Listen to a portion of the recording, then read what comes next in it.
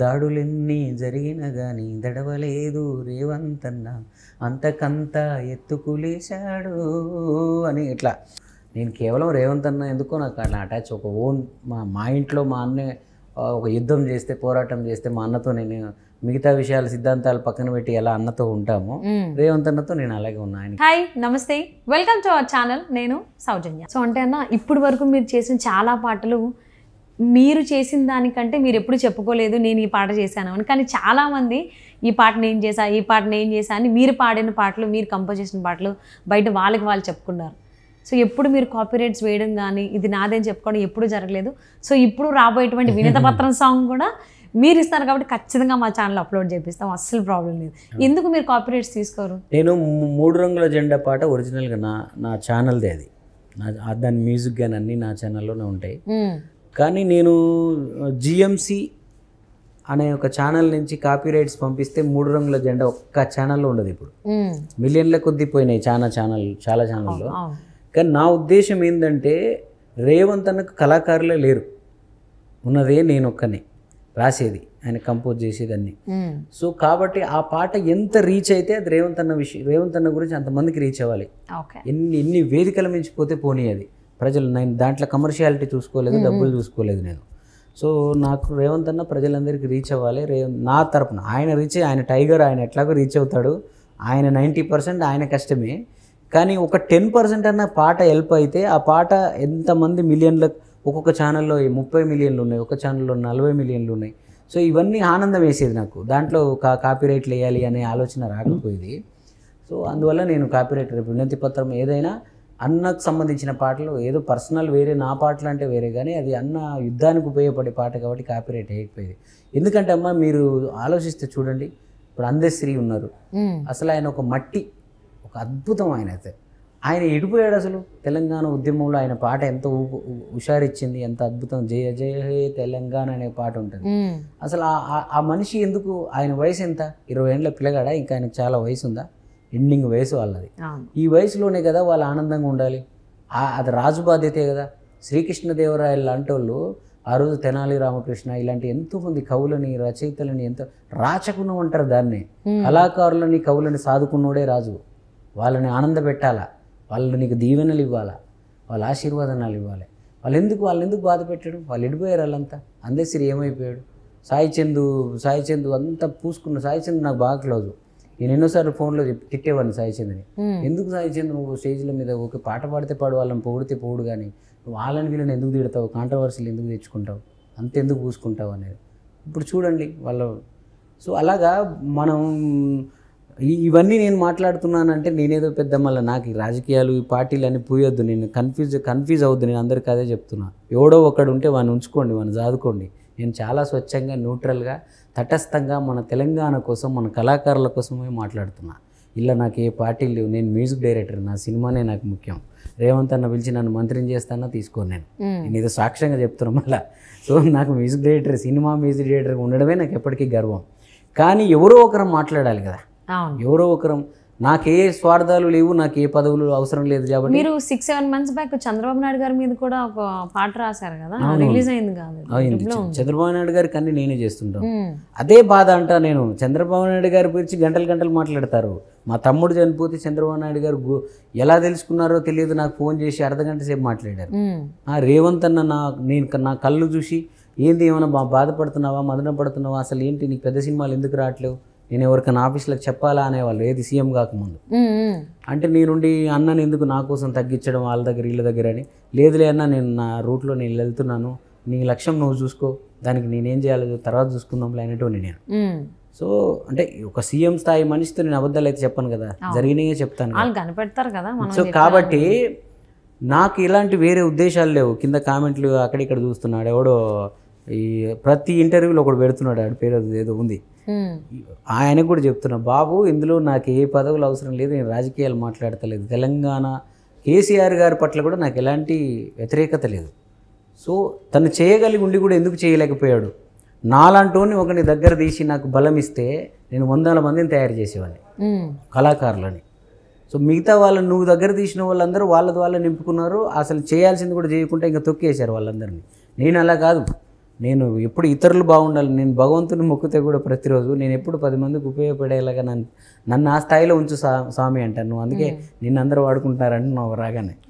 అందుకే వాడుకోనియండి, మన ఇతరులు వాడుకోగలిగినంత మన దగ్గర ఉంది అంటే. అలా వాడుకోబట్టే కదా మీరు ఫినాన్షియల్లీ కూడా చాలా లాస్ అయ్యారని కూడా నేను విన్నా న్యూస్. అయ్యాను, బట్ నాకు అంటే నా కళని ఏదో డబ్బుల కోసం అమ్ముకోవాలన్న కోరికలు నాకు ఉండవు. నాకు వచ్చినాడు మార్కెట్లో నా విలువ వచ్చినాడు, నాకు ఆటోమేటిక్ ఒకరోజు వస్తుందని నాకు తెలుసు. ఇవన్నీ వడ్డీలు కట్టుకొని నాకు డబ్బులు వచ్చేస్తాయి అని కూడా నాకు తెలుసు. ఇప్పుడు నేను ఏ లీడర్ ఎవరు అడిగి కేసీఆర్ గారిని కల్పిస్తామని అంటే నాకున్న లక్ష్యం కళాకారులకు ఏదో చేయాలన్న దానికోసం కలిస్తే ఏదో ప్రపోజల్ పెట్టొచ్చు అన్న ఒక సెన్స్లో కల్పిస్తాము అని చాలామంది నన్ను వాడుకున్న వాళ్ళు ఉన్నారు. ఇప్పుడు నాకు ఆనందం ఏంటంటే రేవంత్ అన్న వచ్చిన తర్వాత ఇంకా సీఎంని కల్పిస్తామని చెప్పి నన్ను వాడుకోవడానికి ఎవరికి అవకాశం లేదు. అవును, అట్లీస్ట్ ఇప్పటికైనా మీరు వచ్చింది, అలా వచ్చేసారు. ఎవరో మిమ్మల్ని ఎక్కడికో అంటే చూడండి, అంటే మనం తెలివి తక్కువమైనా కాలం మనకు అరే వీడికి తెలియలేదు వీడికి అంటారు కదా, పంచభూతాలు అన్ని అబ్జర్వ్ చేస్తూనే ఉంటాయి. ఏమంటే మనం పగ మన శత్రువు బలమైన వాడనుకో, మనం పగ తీర్చుకునేంత శక్తి మనకు లేదనుకో, మనం సైలెంట్గా ఉంటే ప్రకృతి ఒకరోజు మన తరపున మనకు పగ తీర్చి మనకు ఆనందాన్ని ఇస్తుంది. అలాగే మనల్ని మనం వాడుకునే తెలివి మనకు లేదు, మనం దాన్ని కమర్షియల్గా క్యాష్ చేసుకునే తెలివితేటలు మనకు లేవు, మనం తిక్కలలో అనుకో, ప్రకృతి ఒకరోజు ఏం చేస్తుంది అంటే ఇవన్నీ దాచిపెట్టి మనకు. కొత్త బంగారు లోకం సినిమా చూసారా? చూశారు కదా. ఆ అమ్మాయి లేదు తన జీవితంలో, నేను లవ్లో ఫెయిల్ అయిపోయినని చెప్పి వరుణ్ సందేశ్ అమెరికా వెళ్ళి చదువుకుంటాడు. వచ్చేటప్పటికి వాళ్ళ అమ్మ ప్రియురాలను కూడా దాచిపెట్టి చూపిస్తుంది అని, అంటే ఒడిచాటుకు. ఈ ప్రకృతి అమ్మ తను ఏం చేస్తుంది అంటే మనం ఏదైనా అక్కడికే వస్తుంది అన్నట్టు. మనం వెళ్ళి ఎదురు పెళ్ళి మనం తెలివితేటలతో ఉరికి తెచ్చుకున్నాం ఒకటి ఉంటుంది, మనం తెచ్చుకోలేకపోతే ప్రకృతి మన ఫలితాలన్నీ దాచిపెట్టి మనకు ఒకరోజు ఇస్తుంది, మన ఓపికను గమనించి. అరే వీడు పిచ్చోడు పాపం.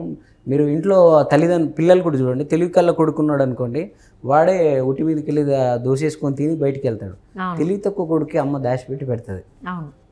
అరే వీడు చిన్నోడు, వీడు తెలియలేదు, ఆడిలాగా వీడు ఏడబడితే ఆడు తినలేడని చెప్పి వాడికి దాచిపెట్టి ఒక దగ్గర పెట్టి ఆయనకి ఇచ్చేస్తుంది. సో నాకు ఆ నమ్మకం ఉంది, నాకు ఈ కళ మా తల్లి, ఈ ప్రకృతి, నేను తెలివి కళ్ళలోని కాకపోయినా డబ్బుల వెంట పరుగు పెట్టకపోయినా నాకు రావాల్సినవన్నీ తను దాచిపెట్టి నాకు అందరికంటే ఎక్కువ నాకే ఇచ్చేస్తుంది అని నమ్మకం నాకు ఉంది. డెఫినెట్లీ అన్న, అది మీకు ఖచ్చితంగా జరుగుతుంది.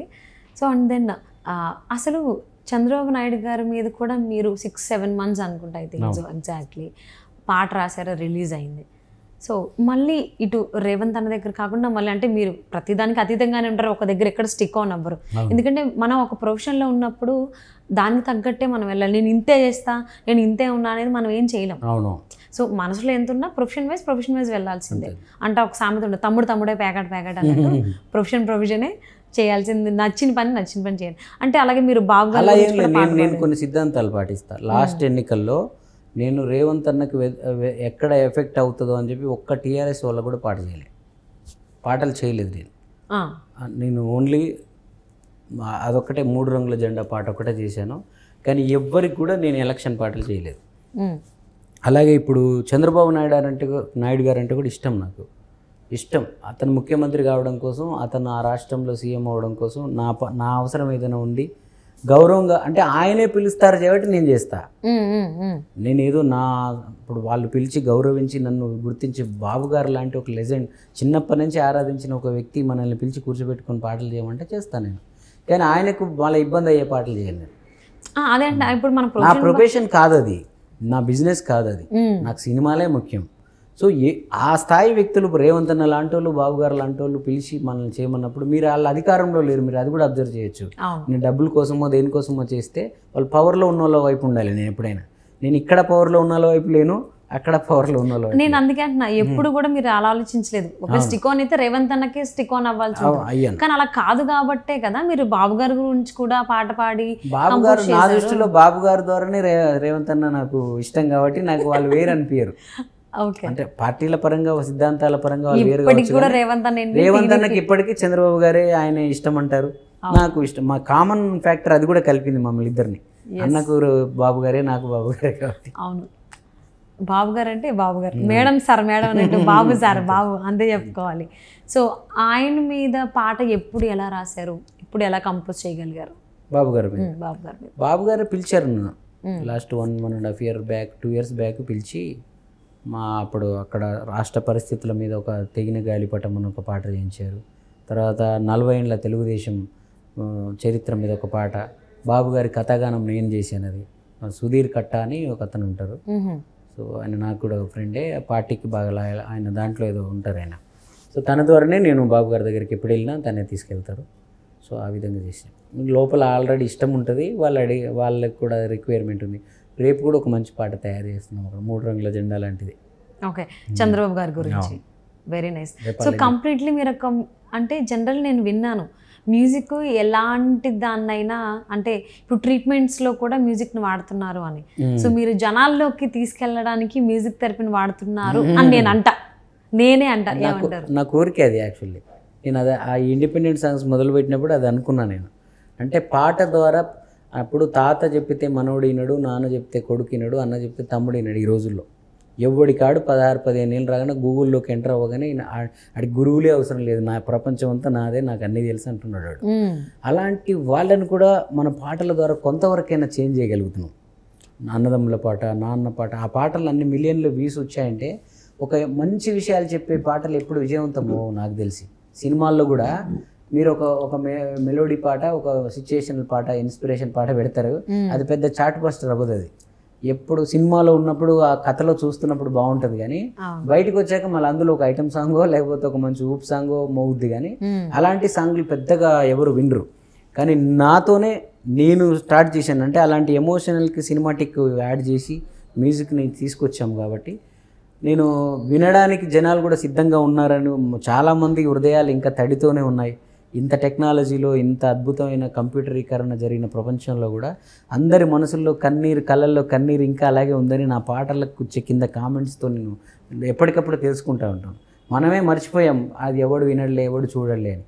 నేను చేసిన ప్రతి పాటను విజయవంతం చేశారు. చివరికి పొలిటికల్ సాంగ్ని కూడా ఎంత బ్లాక్ బస్టర్ చేసినారంటే ప్రజలు వింటారు, చేస్తారు. అంటే మీరు కంపించిన ప్రతి పాట అది పొలిటికలా, లేకపోతే ఎమోషనల్ టచ్చా, ఆల్బమ్ సాంగ్సా, లేకపోతే మూవీ దాని కాదు, ఏ పాట పాడినా, ఏ పాట మీ నుంచి వచ్చినా అది కంప్లీట్లీ హార్ట్ టచింగ్ ఉంటుంది. అంటే ఇక్కడ నేను ఏమనుకుంటానంటే నా గొప్పతనం కూడా కాదు. మనం పాటలు మొన్నటిదాకా జనాలకి మనం ఏం చెప్పామంటే ఊహలు, కల్పనలే. పాట రాస్తే ఆకాశంలో ఉన్న చందమామను నీకు తెచ్చిస్తాను, ఆడ తెచ్చేయడు ఏం కాదు, కానీ మనం ఆ రోజు విని ఆనందపడతాం. అలాగే ఇంకేదో కల్పనలు, అభూత కల్పనలే పాటల్లో ఉండేవి. నేను ఇండిపెండెంట్లో మొదలుపెట్టింది ఏంటంటే మన జీవితాలనే పాట, మన ఇల్లునే పాట, మన అమ్మనే పాట, మన ఊరే మన పాట, మన నానే మన పాట, మన తమ్ముడు గురించి పాట, మన అన్న గురించి పాట, మన ఊరు పల్లె గురించి పాట. సో ఈ గాయాల గురించి పాట, ఆకలి గురించి పాట, ఇలా ప్రతి అంశాన్ని నేను మనదైనది, మనకు తెలిసిన దాన్ని ఎంచుకున్నాను కాబట్టి అది జనాలు అంతా ఓన్ చేసుకున్నారు. అది జనాల గొప్పతనం అంతే. కంప్లీట్లీ మీవన్నీ కూడా మీ పాటలు అన్నీ కూడా సోల్ఫుల్ సాంగ్స్ అనే చెప్పాలి. ప్రతి సాంగ్లో సోల్ ఉంటుంది. సోల్ లేని పాట అనేది ఇప్పుడు దాకా లేదు, ఇకపై రాదు అని బరాబర్ చెప్పొచ్చు మీ దానికి సంబంధించి. అండ్ మీ ఈ కెరీర్లో అటు ఏ సాంగ్స్, ఆల్బమ్ సాంగ్స్ కానీ, మూవీస్, పొలిటికల్ వైజ్ ఏ సాంగ్స్ చేసినా మీరు ఒకటి చెయ్యాలి అనుకుని అరే నేను చేయలేదే అని ఎప్పుడైనా ఫీల్ అయ్యారా? నేను చేయలేదంటే ఒక పెద్ద హీరోలకి కమర్షియల్ సినిమాలు అంటే నేను నాలో ఉన్న మాస్ మీకు అర్థమవుతుంది కదా. ఇప్పుడు ఈ 3 రంగుల జెండా అనే పాటకి అంత ఢిల్లీలో మహారాణి లాంటి అఫీషియల్గా ఉండే ప్రియాంక గాంధీ గారు, రాహుల్ గాంధీ గారు కూడా వచ్చి మాస్ డ్యాన్స్లు వేసేసారు. సో ఇలా థియేటర్లలో పేపర్లు ఎగిరేస్తూ అది ఎగిరేస్తూ హీరోలకి డ్యాన్స్ పాటలు చేయాలని నా కోరిక, అంటే కమర్షియల్ పాటలు. సో అనుకోకుండా విమానం అనే ఒక సినిమా రావడం, అది ఎమోషనల్లీ సాఫ్ట్ సినిమా అవ్వడం. సో మన చేతులకు ఏదొస్తే దానికి న్యాయం చేయాలి కాబట్టి నేను చేశాను. కానీ నా లోపల ఒక కమర్షియల్ మాస్ మ్యూజిక్ డైరెక్టర్ ఉంటాడు. ఆ మ్యూజిక్ డైరెక్టర్ని అంతో కొంత రేవంత్ అన్న ఈ 3 రంగుల జెండాతో సంతృప్తి పరిచాడు. కానీ అది సినిమాల్లో నా హీరోలకు చేయాలని కోరిక నాకు, అది చేయలేకపోతున్నాను. ఏ హీరోకి మీ కైండ్ ఆఫ్ థాట్స్ ఏవైతే ఉన్నాయో, మీ ఆలోచనలు ఎవరికి బాగా కనెక్ట్ అందరు ఈ డాన్స్లు బాగా వేసి అందరు హీరోలతో సినిమాలు చేయాలని. ఇప్పుడు రచ్చలో డిల్లక్ డిల్లక్ అనే పాట రాశాను నేను అప్పుడు. సో ఆ రోజు నుంచి కళ ఉండేది నాకు, ఈయనకు మొత్తం ఫుల్ ప్లేజ్ నేను ఎప్పుడు మ్యూజిక్ చేస్తాను రామ్ చరణ్ గారికి అని. సో ఇలాగా అలాంటి పెద్ద హీరోల సినిమాలు, కమర్షియల్ సినిమాలు, మళ్ళీ మాస్ కమర్షియల్ సినిమాలు నేను నా అప్రోచ్ అవ్వడంలో నేను ఫీల్ అవుతున్నానా, నన్ను గుర్తుపట్టడంలో ఫీల్ అవుతుందా, ఇక్కడ అర్థం అవ్వట్లేదు. సో మన రేవంత్ అన్న కూడా కొన్ని ఆఫీసులకు వెళ్ళి కలువని నేను చెప్తానని అన్నారు. కానీ నాకు ఎందుకు అలా పోతే వాళ్ళు ఎలా రిసీవ్ చేసుకుంటారు మనల్ని అనే ఒక చిన్న సందేహం కూడా ఉండే. సో చూడాలి, కాలమే అన్ని తీర్చుకుంటూ వస్తుంది కదా కాలం, ఇది కూడా తీర్చేస్తాం. అవును ఖచ్చితంగా. నెక్స్ట్ నాకున్న టార్గెట్ అదే, పెద్ద పెద్ద కమర్షియల్ సినిమాలు, మా సినిమాలు చేయాలి.